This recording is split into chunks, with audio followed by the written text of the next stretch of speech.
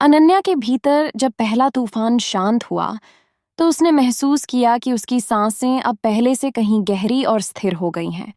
जैसे उसके भीतर कोई नया स्थान खुल गया हो, एक ऐसा स्थान जो हमेशा वहां था पर कभी दिखाई नहीं दिया।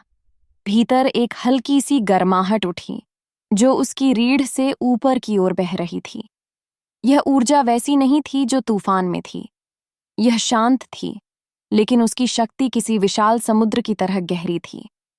उसने आंखें बंद कीं और तुरंत अनुभव हुआ कि भीतर कोई अद्भुत परिवर्तन हो रहा है, जैसे कोई पुरानी खोल टूट रही हो और उसके भीतर छिपी कोई दुर्लभ क्षमता बाहर आने को तैयार हो। मां काली की उपस्थिति उसने अपने चारों तरफ नहीं, बल्कि सीधे अपने हृदय में महसूस की, एक गहरी, काली, शांत लौ की तरह। अचानक धुंध हल्की हुई और उसके सामने वही नीली रोशनी की आकृति पहले से अधिक चमकदार रूप लेकर खड़ी थी। लेकिन इस बार उस आकृति में एक नई गहराई थी, जैसे वह अनन्या का कोई ऐसा पक्ष हो जो अब जाग चुका था।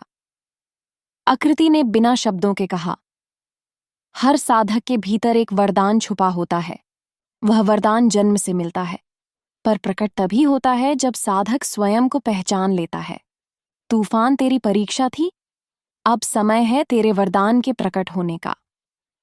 इतना कहते ही आकृति अपना दाहिना हाथ अनन्या के माथे की ओर बढ़ाती है।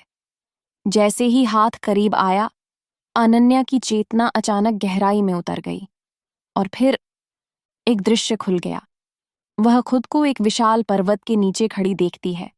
ऊपर काला आकाश, नीचे दिव्य प्रकाश और उसी प्रकाश के केंद्र में वह खुद, पर एक अलग रूप में। वह रूप उसके जैसा था, मगर आंखें काली अग्नि जैसी और हाथों में हल्की चमक। उसने ध्यान से देखा और समझ गई, ये वही क्षमता थी जो जन्म से उसके भीतर थी, लेकिन जिसे उसने कभी पहचाना नहीं। उसके भीतर एक रहस्य जाहिर हुआ। वह दूसरों के भाव, उनके छिपे हुए दर्द, उनकी टूटी हुई ऊर्जा सब महसूस कर सकती थी। पर यह केवल संवेदना नहीं थी, यह उसके स्पर्श से किसी की ऊर्जा संतुलित करने की क्षमता थी। इतनी दुर्लभ क्षमता जिसे बहुत कम साधकों में पाया जाता है। इस वरदान ने उसे दिखाया कि वह केवल अपने लिए नहीं जाग रही थी। उसके भीतर वह शक्ति थी जो दूसरों के भीतर फैला अंधकार भी पहचान सकती थी। यह वरदान किसी चमत्कार जैसा नहीं, बल्कि एक गहरी आत्मा का गुण था, जिसे मां काली ने अब उसमें पूरी तरह जागृत कर दिया था। जैसे ही दृश्य मिटा, अनन्या ने महसूस किया कि उसकी हथेलियां गर्म हो गई हैं। उसकी आंखें चमक रही थीं। उसे ऐसा लग रहा था जैसे उसकी ऊर्जा चारों ओर फैल रही हो, बिना प्रयास, बिना दबाव, केवल उपस्थिति भर से। उसने हल्की मुस्कुराहट के साथ महसूस किया, यह मार्ग अब अकेला नहीं है। मेरा जन्म किसी साधारण उद्देश्य के लिए नहीं हुआ था। उसके भीतर की आकृति धीरे धीरे धुंध में विलीन होने लगी, पर जाते जाते एक आखिरी संदेश छोड़ गई। शक्ति मिलना वरदान है, पर उसे संतुलित करना साधना है। तेरी अगली परीक्षा वहीं शुरू होगी। अनन्या ने धीरे से आंखें खोलीं।